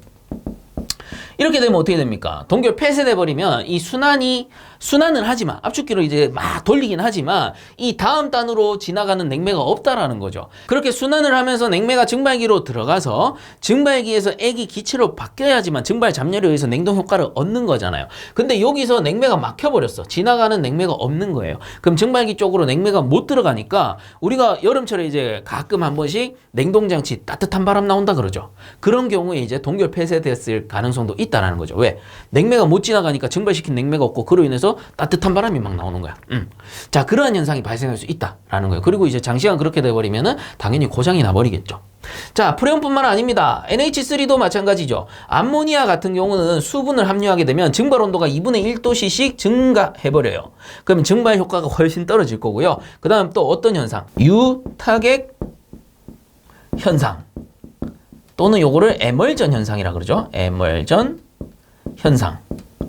이 발생됩니다. 그래서 이게 뭐예요? 압축기 안에는 윤활유라는 것이 존재하는데, 윤활유랑 이 수분이 없을 땐 괜찮은데, 원래 수분이 없을 땐 암모니아는 윤활유랑 안 섞여요. 근데 수분이 함유되어 버리면 수분이랑 반응해서 이 윤활유랑 섞여버립니다, 암모니아가. 그럼 여기에 하얀 거품이 막 껴버려요. 그래서 윤활유가 하얗게 변해버리고, 그럼 윤활유가 윤활유로서의 역할을 못하게 되고, 냉매도 섞여버렸으니까 냉매도 냉매로서의 역할을 잃어버리게 됩니다. 이러한 유타객 에멀전 현상이 발생할 수 있다라는 거죠. 그래서 냉동장치에서는 이 수분이 존재하면 아주 안 좋다, 존재하면 안 된다, 이 뜻이에요. 그래서 이 수분을 제거하기 위해서 어떻게 합니까? 물론 이제 진공 작업을 철저해서 수분이 안 들어가게 하는 게 가장 중요한 것인데, 기밀을 유지하게 해서. 근데 혹시나 실수를 하거나 노후가 되면 패킹 같은 게 삭잖아요. 그러면 수분이 침투할 수 있죠. 왜? 공기랑 같이 함유되어 있으니까. 공기가 들어가면서 공기 중 수분이 함유된단 말이에요. 그런 거를 이제 감안해서 혹시나 섞여 있다면 필터 드라이어에서 요게 뭐예요? 흡습제, 실리카겔, 물 먹는 하마입니다. 그래서 여기서 수분을 흡수한다 라는 거예요. 그래서 팽창 밸브 쪽으로 가지 못하게 하는 거죠. 자, 그리고 이 필터 드라이어의 설치 위치 같은 경우는 응축기와 팽창 밸브, 우리가 4대 구성 장치를 그 기준으로 합니다. 응축기와 팽창 밸브 사이에 요 액관이죠, 액관. 그래서 냉매 액관에 설치를 하게 되는 거예요. 왜 액관에다가 설치합니까? 당연히 수분이 물인 상태, 액체인 상태에서 흡수하기가 더 용이하기 때문이겠죠. 그리고 이제 액 상태에서 냉매랑 혼합되어 있을 확률이 더 높고요. 자, 그래서 요 액관에다가 설치해서 이 냉매 중에 혼합되어 있는 뭐를 제거한다고요? 수분을 제거하게 된다라는 겁니다.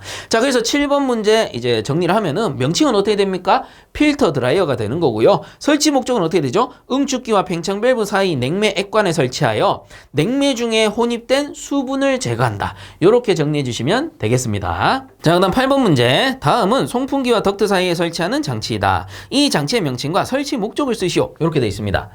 자, 그래서 이 문제가 과거의 동영상에서도 비슷하게 나온 적이 있죠. 그래서 과거의 동영상에서는 실제 동영상으로 보여줬기 때문에 제가 명확하게 이겁니다 라고 말씀을 드렸었는데, 이번에는 그림으로 나오다 보니까 저도 혼동하고 우리 회원분들도 좀 혼동을 했던 것 같아요. 어쨌든 간에 정리를 한 거는 어떻게 되냐면은 명칭은 캔버스염입니다. 자, 이렇게 정리하는 게 좀 더 합당하다라고 느꼈습니다. 자, 그래서 왜 그러냐?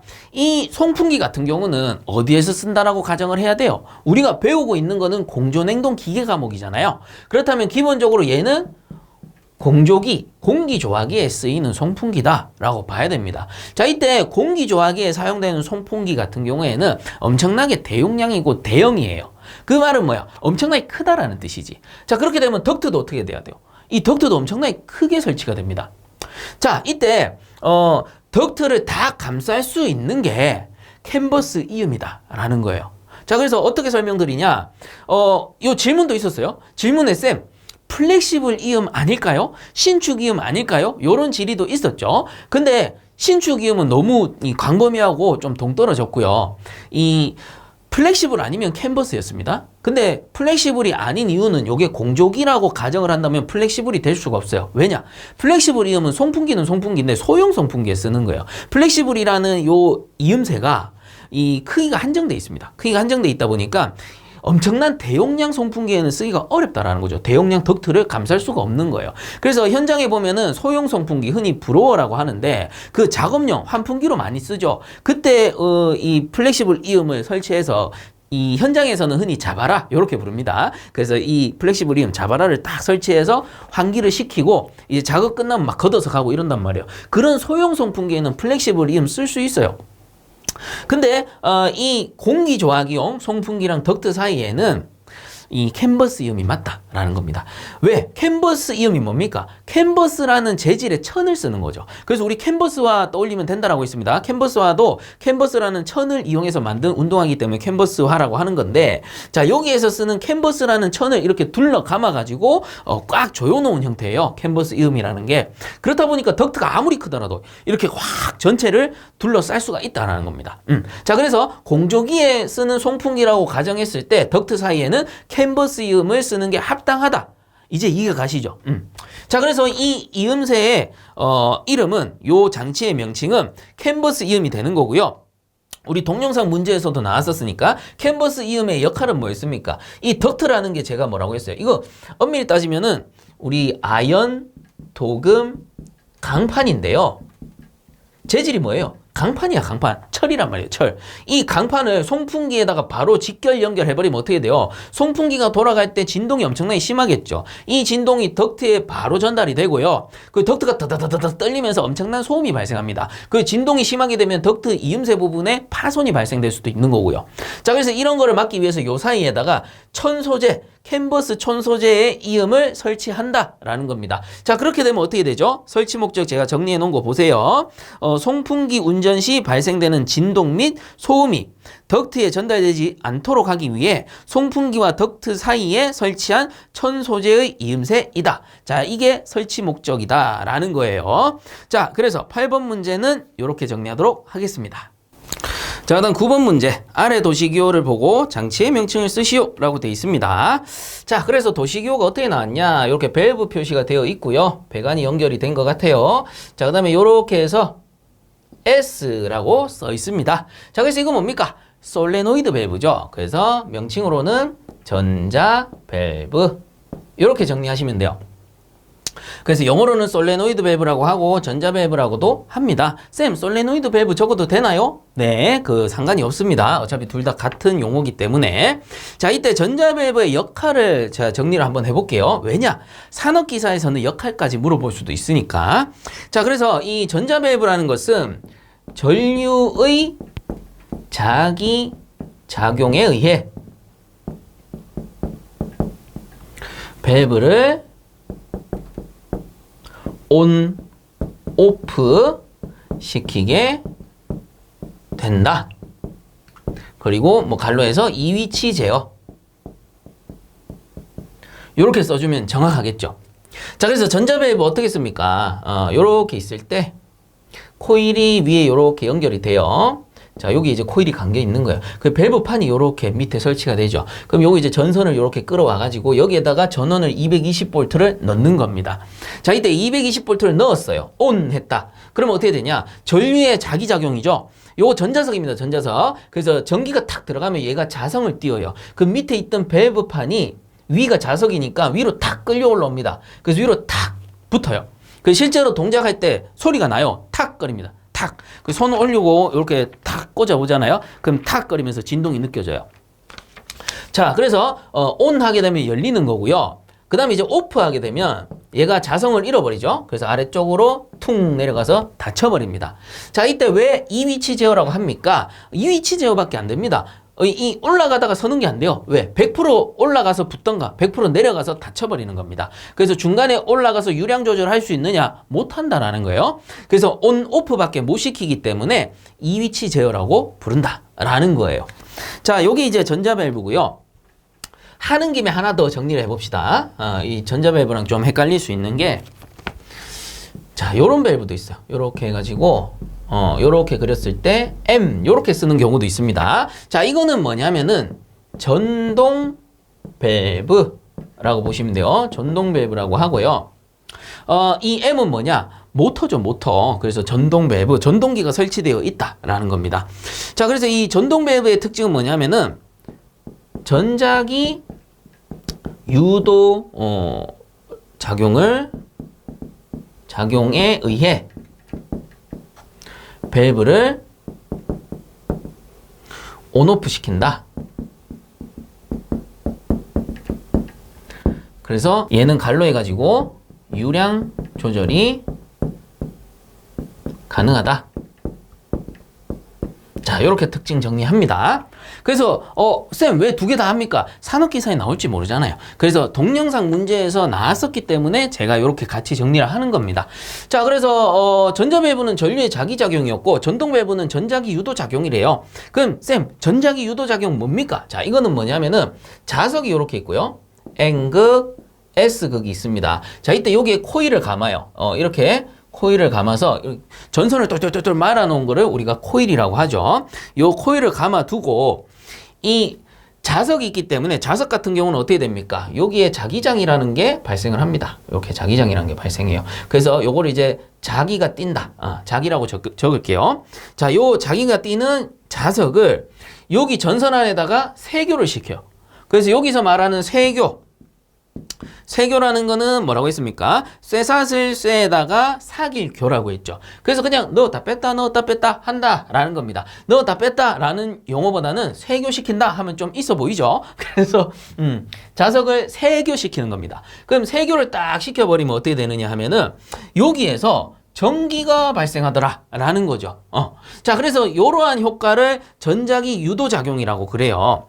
그러면 이런 걸 어디에 쓰느냐? 발전소에 쓰던가 아니면 모터를 돌리는데 쓴다라는 겁니다. 자, 그래서 모터를 돌리는데 쓰기 때문에 전동 밸브의 전자기 유도작용에 의해 밸브를 온오프 시킨다라는 특징이 들어가는 거예요. 여기에 모터가 설치되어 있으니까. 자, 그래서 이 모터 여러분들 감이 안 잡히시면 이렇게 생각하시면 돼요. 이 모터 우리 어릴 때 가지고 놀던 미니카 있잖아요. 미니카 안에 들어가는 그 모터 생각하시면 됩니다. 그 모터 안에 보시면 자석하고 코일이 감겨 있거든요. 그래서 이 어릴 때 저는 좀 더 미니카를 빠르게 굴리고 싶어가지고 다른 모터 한 2개씩 3개씩 열어서 안쪽에 코일을 더 감습니다. 한쪽에다가. 그래서 좀 추가적으로 코일을 많이 감으면 이게 더 빨리 돌아가요. 근데 단점은 뭐예요? 과부하 걸리니까 금방 타버리겠죠. 그래서 한 이틀 쓰고는 막 타버리고 그런 경우가 있었습니다. 어쨌든 그럴 때 이제 모터를 돌리는 그 작용이 뭐다? 전자기 유도 작용이다. 이 뜻이에요. 자, 그래서 이 모터를 이 밸브 안에 설치를 해서 어떻게 합니까? 밸브 안에서 전동기 모터가 돌아가면서 밸브판을 끌어올린다라는 거예요. 그래서 이게 끌어올리는 방식도 있고요. 이 옆으로 돌리는 방식도 있습니다. 그럼 쌤 이거 어디에 쓰는 겁니까? 보통 보면 온도계라든가 아니면은 압력 스위치 이런 거랑 연결해 가지고 유량 조절할 때 많이 씁니다. 왜냐? 전동 밸브는 이 밸브판을 끌어올리다가 모터 서면 되죠. 그래서 중간쯤 왔을 때 딱 서면은 유량이 한 50% 지나가겠구나. 야, 유량이 부족해. 그러면 100% 이렇게 열어주는 거죠. 그런 식으로 유량 조절이 가능한 거예요. 자, 그래서 전자밸브랑 비교가 많이 되겠죠. 전자밸브는 이제 2위치 제어인데 얘는 2위치 제어가 아니죠. 유량 조절이 가능하다. 그리고 전자밸브 같은 경우는 전류의 자기작용에 의해 동작을 하게 되고 전동밸브는 전자기 유도작용에 의해 동작을 하게 된다. 이러한 차이점들. 그리고 도시기호도 여러분들 꼭 기억을 해달라라는 겁니다. 자, 그래서 이번 9번 문제에서는 요 기호가 나왔기 때문에 해당 장치의 명칭을 쓰시오. 답은 전자밸브가 되겠습니다. 자, 그다음 10번 문제. 아래 그림을 보고 각각의 계정기 명칭을 쓰시오라고 돼 있습니다. 자, 그래서 요거는 뭐냐면은 문제에서 보시면 계정기라고 돼 있잖아요. 그래서 계정기가 뭐였습니까? 릴레이죠, 릴레이. 그래서 릴레이의 핀 번호를 요렇게 도식이호로 나타내었다라고 보시면 됩니다. 실제 과거에 시퀀스 작업을 할 때는 많이들 봤던 거고 익숙해 하실 수도 있는데 이제 필답형 뭐 동영상 요런 것들로 넘어오면서 처음 보신 분들도 없지 않아 있을 것으로 생각은 됩니다. 자, 그래서 우선은 명칭부터 알려드리면 가 같은 경우에는 타이머입니다. 타이머가 되고요. 그 다음 나 같은 경우에는 8핀 릴레이라고 불러요. 그래서 8핀 릴레이 그 이유는 뭐냐? 자, 여기 1번부터 1번, 2번, 3번, 4번, 5번, 6번, 7번, 8번이에요. 그래서 얘를 이제 핀이 8개다라고 해서 8핀 릴레이 이렇게 부르는 거예요. 우리 앞에서 나왔던 MC 같은 경우에는 마그네틱 커넥터, 요 놈은 핀이 20개가 있어요. 그래서 다른 말로 20핀 릴레이 이렇게 부르기도 합니다. 그래서 참고적으로 알아두시고요. 자, 그렇다면 쌤, 그럼 뭘 보고 타이머인지 릴레이인지 구분을 합니까? 라고 했을 때 기호를 보셔야 되죠. 기호를. 타이머는 뭐예요? 여기 보면 한시 접점이 있잖아요. 그래서 A 접점, B 접점인데 세모 그려두면은 한시 A, 한시 B 접점이 돼요. 쌤, 이거 일반 릴레이 접점인데요? 또는 뭐 일반 계정기 접점인데요? 타이머도 일반 접점이 있습니다. 그래서 자기 유지를 위해서 일반 접점도 하나 써요. 자, 8핀 릴레이는 어때요? 얘는 한시 접점이 하나도 없죠. 그래서 일반 계정기 또는 일반 릴레이이기 때문에 앞에 핀만 제가 표시를 한 겁니다. 그래서 일반 접점들로 표시가 되어 있다라는 거예요. 그래서 앞에 시퀀스 강의할 때 잠깐 정리했었는데 만약에 A, B 접점을요. 요렇게 A 그리고 요렇게 B 표시하잖아요. A, B 접점입니다. 그래서 도체를 위에 떨어져서 그리면 A 접점, 도체를 밑에 붙여서 그리면 B 접점이라고 했어요. 자, 그래서 그냥 요렇게 도체를 바 형태로, 막대 형태로만 그리게 되면 이거는 일반 계정기 접점이 되는 거고요. 그 다음에 똑같은데 자, 요렇게 A 접점 그리고 요렇게 B 접점 그렸어요. 자, 이때 세모 요렇게 그리게 되면은 이거는 한시 접점이죠. 그래서 한시 접점이라 부르고 타이머용입니다. 타이머용. 자, 그리고 이런 것도 있어요. 요렇게 해서 다이아몬드, 그 다음에 요렇게 해서 다이아몬드. 자, 요렇게 그리는 경우 있어요. 요거는 이제 플리커 릴레이 접점입니다. 그래서 플리커 릴레이는 뭐냐면은 전멸이에요, 전멸. 그래서 전멸 신호를 보내는 건데 예를 들어 1초 맞추잖아요? 그럼 1초마다 붙었다 떨어졌다 하는 거예요. 붙었다 떨어졌다, 붙었다 떨어졌다, 깜빡 이렇게 하는 거겠죠. 그래서 차량 릴레이 중에 깜빡이 그 회로에 플리커 릴레이 쓰는 거예요. 그리고 우리가 신호등 건너다 보면 시간 지나면 깜빡 전멸하잖아요. 그것도 다 플리커 릴레이입니다. 그래서 1초 하면은 깜빡 하겠지만 만약에 한 5초 하면은 하나, 둘, 셋, 넷, 다섯, 빡! 요렇게 움직이는 거예요. 그게 플리커 릴레이 전멸 신호입니다. 타이머는 한시적으로 내가 시간을 설정하면은 5초 설정하면 5초 후에 A 접점 붙고 B 접점 떨어지죠. 자, 일반 계정기 접점은 여기 전원부 2번, 7번이 전원부입니다. 220V 그려져 있죠. 그래서 요 전원부에 전기가 탁 들어가는 순간 A 접점 붙고 B 접점 떨어져서 유지가 된다. 요렇게 보시면 되는 겁니다. 자, 그래서 나온 김에 요거 이제 좀 분석을 한번 해본다면 방금 말씀드렸듯이 2번과 7번은 220V 적혀 있죠. 이렇게 그릴 수도 있고 코일 모양으로 이렇게 그릴 수도 있고요. 아니면 이렇게 동그랗게 뭐 이 타이머 같으면 T 이렇게 그릴 수도 있어요. 뭐 어떻게 그리느냐는 조금 바뀔 수가 있는데 어쨌든 요거 2번, 7번이 뭐야? 전원부다 라는 뜻이에요. 그래서 여기도 보면 2번, 7번 똑같죠. 전원입니다. 자, 그 다음에 1번 쪽을 한번 보게 되면 1번에서 요렇게 가가지고 3번 쪽으로 요렇게 가는데 이건 뭐예요? 오른쪽으로 떨어져서 그렸으니까 A 접점이 됩니다. 자, 그 다음 8번도 요렇게 가서 이렇게 갔는데 여기 이렇게 묶어놨어요. 묶어놓으면 제가 뭐라 그랬습니까? C 접점이죠. 제가 기초 접점 강의 보라고 했습니다. 묶어뒀으면 C 접점이에요. 자, 그러면 이게 이렇게 붙어 있다가 B 접점이니까 여기 위에 게 B 접점이고 밑에 게 A 접점이죠. 그래서 이렇게 붙어 있다가 전원 들어가면 이게 이렇게 붙는 거예요. 자, 그래서 요 5번이 B 접점인 거고 6번이 A 접점이 된다. 이렇게 보시면 되는 거죠. 그리고 요거 이제 1번, 3번 같은 경우는 220V 전원 탁 들어가면 A 접점 탁 붙어버리는 거고. 자, 그러면 8핀 릴레이도 보시면은 8번에서 이렇게 가잖아요. 8번 쪽이 뭐예요? C 접점이 되는 거예요. 그 다음에 요 위에 거 B 접점, 밑에 거 A 접점이니까 5번이 B고 6번이 A 접점이구나. 그 다음에 1번 쪽에서 이렇게 갑니다. 그래서 3번 쪽이 A 접점이고 4번 쪽이 B 접점이 되는 거예요. 그리고 요 1번 쪽이 C 접점. 그래서 엄밀하게 따지면 정리를 해드리면 자 2번, 7번은 전원, 그 다음에 1번은 C 접점, 3번 A, 4번 B, 그 다음 5번 B, 6번 A, 그리고 8번이 C 접점이 되는 겁니다. 그래서 전원이 들어가기 전에는 이렇게 있다가 전원이 들어가게 되면 이렇게 붙는 거고, 얘는 이렇게 있다가 이렇게 붙는 거겠죠. 타이머도 똑같아요. 엄밀히 따지면 1번, 8번이 C 접점입니다. 그 다음에 양쪽으로 흩어져 있는 게 A 접점, A 접점이고 얘는 B 접점, B 접점이에요. 쌤 이거는 B 접점 없는데요? 라고 할 수 있죠. 그거 왜 그러냐면은 사실상 소켓을 봤을 때는 이 8핀 소켓, 이 8핀 소켓 똑같은 건데요. 거기에 꼽는 릴레이들이 다른 거예요. 그게 타이머 릴레이냐 아니면 8핀 릴레이냐 요거에 따라서 동작이 다른 거기 때문에 타이머의 구조상 요 타이머는 이 3번, 1번 쪽의 접점을 그냥 A 접점, 일반 접점으로 쓰는구나. 그리고 8번을 C 접점으로 잡았을 때 6번, 5번을 6번이 A, 5번을 B로 쓰는구나. 그렇게 쓰라고 만들어진 타이머구나. 이렇게 보시면 되고요. 이 8핀 릴레이 같은 경우는 양쪽을 다 쓸 수 있죠. 그래서 1번, 3번, 4번이 세트고 8번, 6번, 5번이 세트인 겁니다. 그래서 요것도 사실상 엄밀히 따지면 CCAB 자 CCAB 소켓이 같기 때문에 기본 번호는 다 똑같다라고 보시면 돼요. 그래서 요런 거 한 번씩 정리해 가지고 여러분들이 알아두시면 좋을 것 같아요. 왜 그러냐, 이후에 이렇게 명칭만 물어보면 쉽죠. 타이머 8핀 릴레이 쓰면 끝나잖아요. 만약에 11핀이면 11핀 릴레이 쓰면 끝나는 거고, 요 플리커 기호 있으면 플리커 릴레이 이렇게 쓰면 끝나는 거고. 근데 제 생각에는 뭐 맞을지 모르겠습니다. 이렇게 기호를 안 줄 것 같아요. 안 주고서 그리시오 하면 어떡해? 제가 방금 말씀드렸죠. AABB라고. 그래서 정리하실 때 CCBBAA 이렇게 하시면 돼요. CCBBAA 아니면 CCABAB 이렇게 정리하시던가. 여러분들 외우시는 거 여러분들 나름대로 외우시면 돼요. 2번, 7번이 전원인 건 알고 있으면 되지. 그래서 요렇게. 그 다음 왼쪽 이렇게 나눴을 때 1번, 3번, 4번이 짝꿍이고 8번, 6번, 5번이 짝꿍이잖아요. 그래서 1번, 8번은 C 접점. 그 다음에 위에서 내려오면 BBAA이고 위로 올라가면 AABB입니다. 그래서 한 번 정도 외워두실 필요가 있을 것 같아요.